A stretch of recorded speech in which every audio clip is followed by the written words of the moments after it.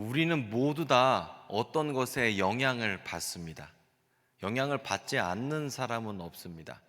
그래서 만약에 여러분께서 음식을 먹죠? 그럼 음식의 영향도 받아요. 제가 예전에 인도에 한 2주 정도 간 적이 있었습니다. 그런데 이 한국 음식이 없어서 인도 음식만 2주 동안 먹었더니 한 2, 3일쯤 지나니까 땀 냄새가 달라져요. 그리고 저도 저한테서도 그 묘한 그 카레 냄새가 났습니다. 이게 좀 저희가 인도 음식 이런 걸 비하하는 게 아니라 저희 인도 음식 되게 좋아하거든요.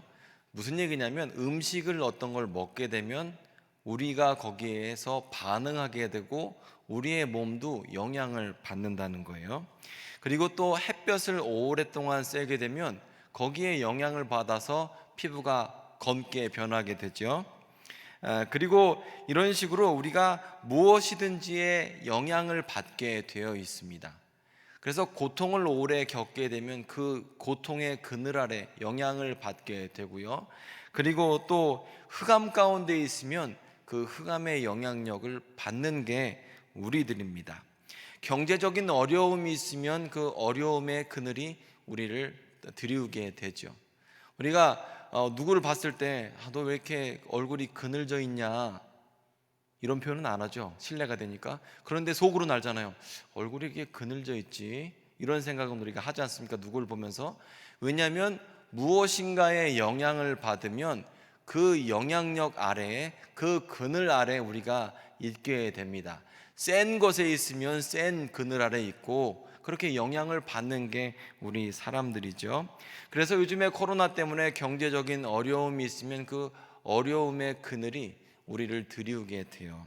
하지만 우리는 이런 세상의 어려움이나 세상의 이런 장애물의 그늘에 있는 사람이 아니라 우리들은 십자가 그늘 아래 있는 사람들입니다. 아멘. 우리는 어떠한 경우에도 십자가 그늘 아래 있는 사람, 십자가 영향력 아래 있는 사람들이 바로 우리 예수쟁이들입니다. 고린도후서 4장 6절에서 10절을 보면 이렇게 시작해요.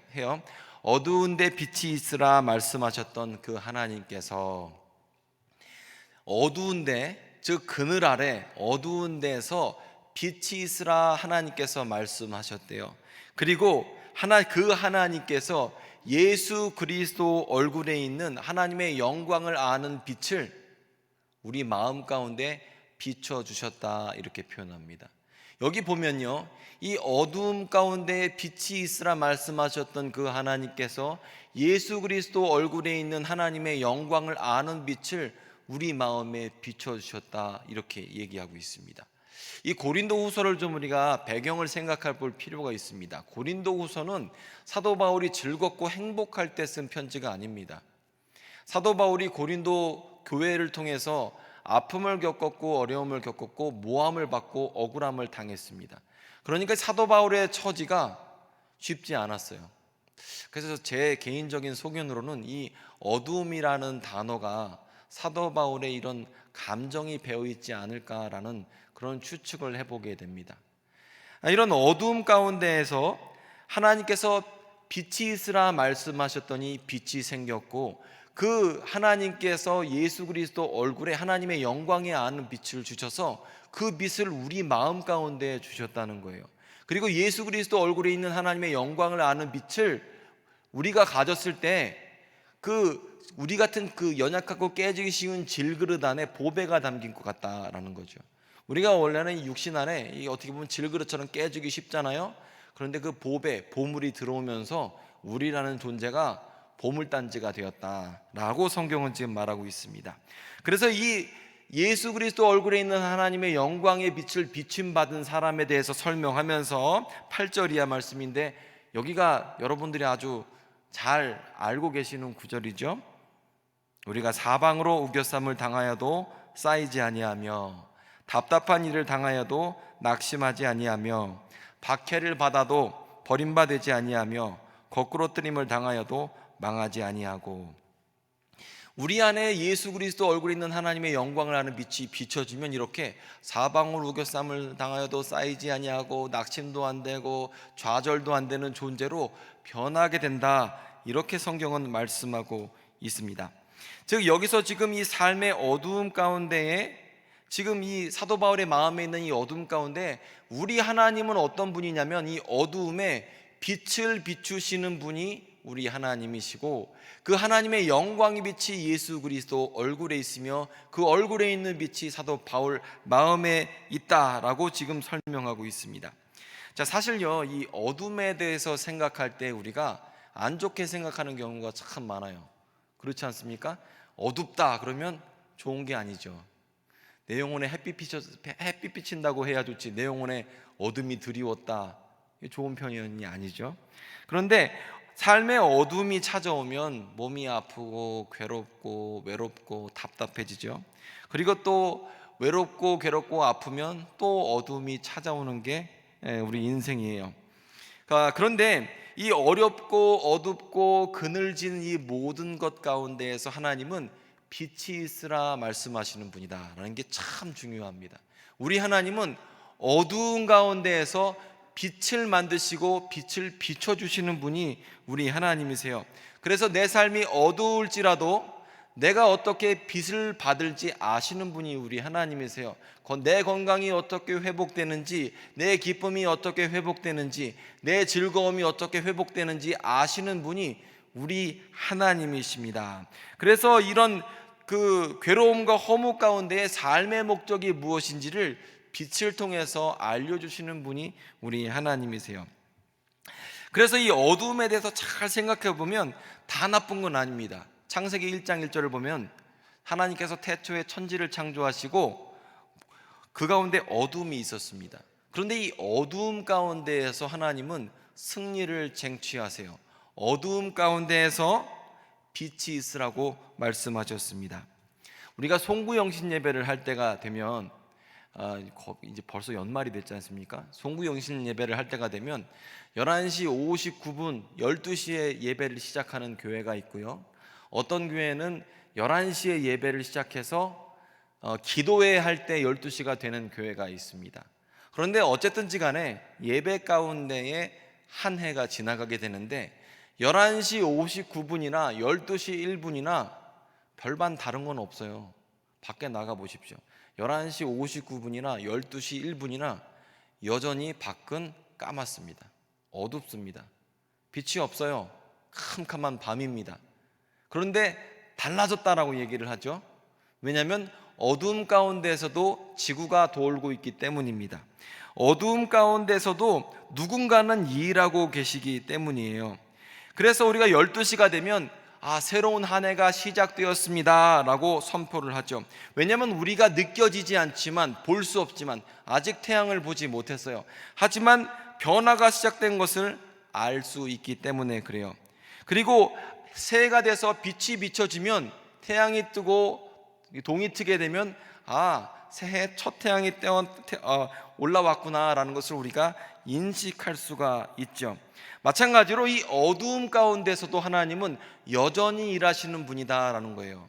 우리가 어두울 때는 하나님은 일하지 않는 것 같아 라고 생각하지만, 어두울 때도 우리 하나님은 일하시는 분, 삶의 그늘자리에서도 우리 하나님은 일하시는 분이십니다. 그래서 어두움 때문에 낙심하면 안 됩니다. 어둡다는 의미는 아무것도 없다는 뜻이 아닙니다. 어둡다는 의미는 아무도 일하지 않는다는 뜻이 아니에요. 내가 안 보인다는 뜻일 뿐입니다. 어둡다는 의미는 내가 아무것도 가진 것이 없다, 나를 도와줄 사람이 아무도 없다라는 뜻이 아니라, 누군가 일하고 있는지 모르지만 내가 단순히 볼 수 없다는 것, 내 눈이 보이지 않는다는 것이 바로 어둡다는 뜻입니다. 자, 보통 이 어두운 자리에서 주님 앞에 우리가 기도를 하게 되거든요. 기도할 때 어둡죠. 삶의 어둠의 자리, 그늘 자리에서 기도를 많이 하게 돼요. 그런데 어둡고 깜깜하면 내 눈이 볼 수가 없어요. 그래서 하나님이 일하시는 건 보이지가 않습니다. 하나님이 내 기도를 듣고 계시는 것을 볼 수 없습니다. 그래서 하나님은 내 기도를 듣지 않으신다, 이렇게 말하기 쉬워요. 하지만 하나님은 기도를 듣지 않으시는 것이 아니라 내가 어두워서 하나님을 못 보는 것 뿐입니다. 내 눈에만 보이지 않는 것 뿐이에요. 그래서 신앙의 원리는 눈으로 보는 것이 아닙니다. 신앙의 원리는 믿음으로 걷는 거지 눈으로 볼 수 없는 것을 의미합니다. 어둠이란 것 단순히 내가 안 보이는 것을 의미하죠. 어둠은 우리를 속여요. 와, 너를 도와줄 사람이 아무도 없다. 너는 소망도 없다. 가진 것도 없다. 외롭다. 괴롭다. 이 흑암은 끝나지 않는다라고 말을 해요. 아무도 없다. 희망도 없다. 이 어둠은 영원할 것이다. 안 바뀔 것이다 라고 어둠은 우리에게 이야기를 합니다.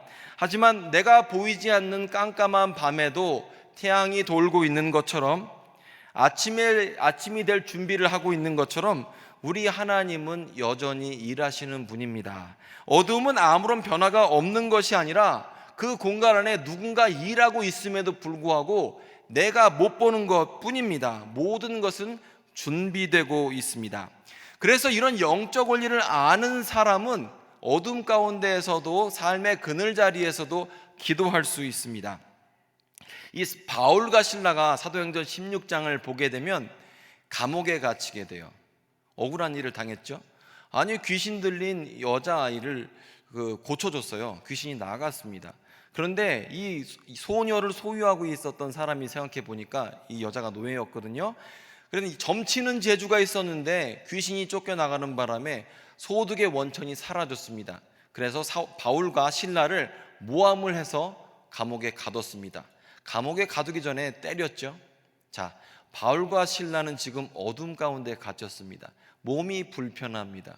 괴롭습니다. 춥고 으슬으슬합니다. 자, 행복할 수 없는 가운데 있죠. 하지만 바울과 신라가 인식한 것은 무엇이냐면 어둠 가운데서도 일하시는 하나님에 대해서 알고 있었어요. 내가 지금 감옥에 있어서 아무것도 보이지 않지만, 여러분 2000년 전 감옥에 무슨 조명이 있겠습니까? 무슨 횃불을 달아놓고 형광등을 달아놓고 따뜻하게 해줬겠습니까? 아무것도 없었겠죠. 어둡고 깜깜했지만 어두운 가운데서도 일하시는 하나님에 대해서 사도 바울은 알고 있었습니다. 그래서 바울과 신라는 어두움에도 불구하고 찬양하기 시작했습니다. 자, 그래서 이 어두움 가운데에서 하나님은 바울과 신라의 찬양 가운데 일하시는 것을 경험해요. 그래서 그 가운데 지진이 나는 바람에 감옥문이 열리게 되죠. 그리고 바울과 신라가 나오게 되지 않습니까? 어두울 때도 하나님은 일하셨습니다. 바울과 신라는 그것을 알고 있었죠. 그 어둠의 공간에, 내가 볼 수 없는 시간에 하나님은 만물을 새롭게 하시며 또 기적을 행하는 분이 우리 하나님이십니다. 자, 여러분이 이제 여러분 자녀나 아니면 손자 손녀 유치원 발표회나 초등학교 발표회 이런 데를 가보셨을 거라고 생각합니다. 이 발표를 하다 보면요, 이 짧은 연극 같은 경우에는 배경이 하나 같아요. 다 똑같아요. 그 배경 안에서 주인공도 나오고 이렇게 됩니다. 그런데 연극이 좀 긴 경우에는요, 중간에 막이 바뀌게 됩니다. 주인공이 이렇게 있으면 갑자기 조명이 꺼지고 어둠이 찾아오면서 어떻게 되죠? 뒤에 있는 모든 배경이 바뀝니다. 그리고 만약에 그 시간이 조금 더 길게 되면 핀 조명이 내려서 어떤 등장인물이 등장하는 동안 뒤에서 스태프들이 막 움직이면서 장면을 다 바꿉니다. 왜냐하면 어둠의 시간에 모든 것이 변하기 때문입니다. 그리고 연극에서 이렇게 어둠이 내릴 때 막이 뒤 배경이 바뀔 때가 되면, 그러면 그 주인공은 모르는 다른 이야기가 시작됩니다. 예를 들어서 주인공이 포위가 됐는데 다른 이야기에서는 주인공의 포로를 풀려고 하는 사람들의 이야기가 등장한다든지, 이 사람은 외롭고 괴롭고 힘든데 그 사람을 도와주려는 다른 사람의 이야기가 등장하든지, 그 어둠 가운데에서 배후에 있었던 일들이 등장하게 되죠. 자, 연극에도 경우에도 어둠이 있을 때 장면이 바뀌게 됩니다. 바울과 신라도 이 어둠이 내리는 가운데에서 감옥에서 나오게 되었어요. 어둠이 내리자 장면이 바뀌고 기적이 일어나면서 새로운 장면이 펼쳐지기 시작했습니다. 어둠이 내리면 우리 가운데 불평하기 쉬워요. 삶의 그늘이 내리면 우리는 하나님 앞에 한탄하기 쉽습니다. 남 탓하고 책임 전가하고 불평하기가 참 쉽습니다. 하지만 하나님께서 어둠 가운데서도 일하시는 그 영적 원리를 안다면 바울과 신라처럼 찬양과 기도를 할 수 있죠. 감사할 수 있다는 겁니다. 그래서 이 어둠의 시간을 새로운 관점으로 해석할 수 있습니다. 어둠은 하나님의 기적이 준비되는 시간입니다. 이 빌립보 감옥에서 바울과 실라는 이 기적의 시간을 체험했습니다. 그리고 그 흑암 가운데에 하나님의 만지심을 확인하게 되었죠. 자, 성경을 보면 이런 장면이 참 많이 나와요. 이 어둠 가운데 일하시는 하나님. 대표적인 것이 보면 이스라엘 백성이 홍해 가운데 있을 때 그때가 바로 어둠의 시간이었습니다. 출애굽기 14장을 잘 읽어보면 그 어둠 가운데에서 홍해가 물러가게 됩니다. 그리고 빛이 딱 비쳤을 때 그때 이스라엘 백성은 그 홍해 가운데 건너게 되었습니다. 그 어둠 가운데 하나님의 일하심, 홍해가 물러가게 하심을 체험하게 되었죠. 그리고 예수님은 어둠 가운데 3일이라는 그 어둠의 시간을 통해서 그 어둠 가운데 하나님은 예수님을 부활시키셨고, 부활의 아침에 하나님은 모든 사람들에게 기적, 하나님이 살아계심을 보여주셨습니다. 그리고 야곱과 에서의 경우에도 야곱은 형이 죽이려고 했을 때 두렵고 떨렸어요. 그래서 어둠 가운데 밤새 기도한 후에, 그리고 분이엘의 아침, 하나님의 구원의 아침, 기적의 아침을 체험하게 되었습니다. 성경을 보면 그렇기 때문에 어둠이 닥치고, 거기서 끝나지가 않아요. 어둠이 닥치고 하나님이 그동안 일하셨어요. 그리고 그 빛이 딱 비쳤을 때 하나님의 기적을 보게 되었죠. 그래서 우리가 생각할 때 어둠의 시간에 아무것도 안 일어나는 것처럼 생각되지만 이건 단순히 내가 못 볼 뿐입니다. 내가 안 보이는 것 뿐이에요. 무엇인가 일어나고 있습니다. 그리고 아무것도 안 보인다고 해도 여러분, 박쥐 같은 경우에는 칠흑 같은 밤에도 이 초음파를 통해서 벌레를 잡지 않습니까? 돌고래 같은 경우에는 눈이 없으면, 눈이 있어도 큰 의미가 없죠. 그런데 초음파를 통해서 또 그 바닷속을 수영하고 있어요. 마찬가지로 이 어둠 가운데, 인생의 그늘 가운데에서 우리는 우리의 눈으로 세상을 판단할 수 없습니다. 이렇게 어려울 때는 우리의 눈이 아니라 믿음이라는 도구로서 세상을 판단해야 합니다. 그래서 이 믿음은 이 어두운 세상을 하나님의 눈으로 볼 수 있는 귀한 도구죠. 이렇게 얘기를 하면 여러분들도 이런 얘기 하시는 분들이 있어요. 와, 목사님, 제가요 기다렸는데, 너무 오래 기다렸는데 이 밤이 끝나지가 않아요. 너무너무 답답합니다. 깜깜합니다. 하지만 여러분, 밤이 아무리 캄캄해도 아침은 반드시 옵니다. 그거 사실 아닙니까? 밤이 아무리 깊어도, 아무리 길어도 아침은 오게끔 되어 있어요. 그게 진리입니다. 우리 하나님은 우리를 위해서 새로운 일을 어둠 가운데 준비하시는 분이십니다. 그리고 그 이 어둠 가운데 우리를 성숙시키시는 분이 우리 하나님이십니다. 그래서 앞이 안 보일 때 낙심하면 안 됩니다. 앞이 안 보일 때 좌절하면 안 됩니다. 이럴 때 우리가 해야 할 것은 기도해야 하는 거죠. 제가 조금 아까 연극 얘기를 드렸는데, 뒷장면이 많이 바뀌면 많이 바뀔수록 시간이 오래 걸립니다. 기적이 큰 게 준비될수록 시간이 더 걸릴 수가 있다는 겁니다. 그래서 우리가 안 보이는 시간에도 우리 하나님은 회복을 준비하시는 분이시고, 또 치료를 준비하시는 분이시고, 기회를 준비하시는 분이 우리 하나님이십니다. 믿음 안에서 여러분, 새로운 날이 준비되고 있습니다. 새로운 운명이 시작될 것입니다. 새로운 관계와 회복과 건강이 준비되고 있습니다. 그래서 어둠에 대해서 우리가 무심코 아무 생각 없이 불평을 먼저 하기보다, 답답해하기보다, 빛이 준비되고 있지, 빛이 내 마음 가운데 오고 있지 라는 생각을 해야 합니다. 오늘 이 고린도후서 4장을 보면 참 재밌는 게요, 어두운데 빛이 있으라 말씀하셨던 하나님이, 6절부터 보세요. 어두운데 빛이 있으라 말씀하셨던 그 하나님이 예수 그리스도 얼굴에 있는 하나님의 영광을 아는 빛을 우리 마음에 비추셨는데, 그렇죠? 그런데 이 빛을 받은 사람이 보배를 가진 사람이에요. 이 사람들의 특징은 어떠한 경우에도요, 즉 사방으로 우겨쌈을 당하여도 안 쌓인답니다. 그리고 답답한 일을 당하여도 낙심하지 않는답니다. 박해를 받아도 버림받지 않는답니다. 거꾸로 트림을 당하여도 망하지 않는 사람이 바로 예수 그리스도 얼굴에 있는 하나님의 영광을 아는 빛을 받은 사람들이다. 이 사람들이 보배를 가진 사람들이다 라고 지금 표현하고 있습니다. 자, 그렇기 때문에 우리 안에 이 보배가 있기 때문에 어두움 가운데서도 좌절할 수가 없는 겁니다. 왜냐하면 주님께서 하나님의 영광을 아는 빛을 우리 마음 가운데 비추실 것이기 때문입니다. 이 빛을 우리에게 주신 바 되었습니다. 이미 가진 바 되었습니다. 자, 오늘 설교를 마무리하려고 합니다.